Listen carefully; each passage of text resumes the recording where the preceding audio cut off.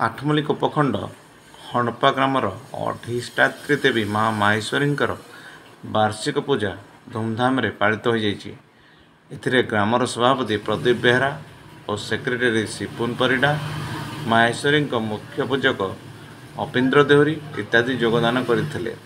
देवी को पूजा अर्चना करा जायतिला। पूजा अर्चन हंपांचल बहु लोक समागम होते।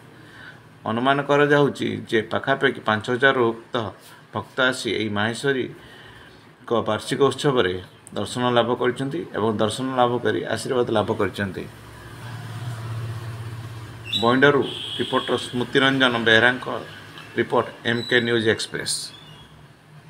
हंडपा ग्रामर माँ अधिष्ठात्री देवी माँ माहेश्वरी पूजा वार्षिक पूजा ता ऊपर आपण कौन कहे? माँ माहेश्वरी प्रत्यक्ष देवी आज होती वार्षिक उत्सव।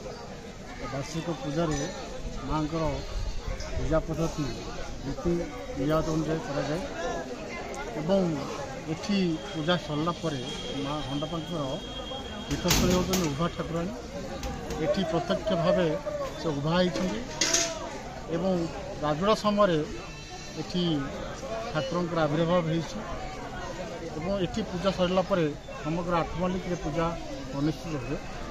से यह हूँ संपूर्ण खोला जगह रोचती और खोला जगह प्रत्यक्ष भाव पूजा पाइबापी प्रथम से यह हूँ संपूर्ण खोला जगह रोचती और खोला जगह प्रत्यक्ष भाव पूजा पाइबापी प्रथम निष्पत्ति नहीं जो दोहरी थिला पूर्वर मनासी मोर ओपन भाव मैंने खुला जगह रही पूजित हबी। से आम समस्ते कथा मुताबक आज वार्षिक उत्सव अनुष्ठित हो रीति रिवाज समग्र अंचल हित साधना मंगल समस्ते मानसिक करते एवं समस्ते व्रतधारी मानसिक दिखती और मानसिक पूर्ण होती आज पर्यंत जोटा कि प्रत्यक्ष भाव आज ठाकुराणी पूजा पाई। सर गाँ कमिटी तरफ पूजा बाबद कौन पूरा आयोजन ठीक ठाक थिला? हाँ भल आयोजन ठीक ठाक अच्छी। माँ माहेश्वरी पूजा भी भल श्रृंखलतार होगी। आम तो प्रत्यक्ष देवी आम भल राजा राजा राजा अमल पूजा चली। मंदिर उपरे आपनकर किसी असुविधा अच्छे कि ता उपरे कहतु? ना माँ को ये बहुत वर्ष है आम जानवर पूजा चली। माँ को बहुत दूर आसती दर्शन करने।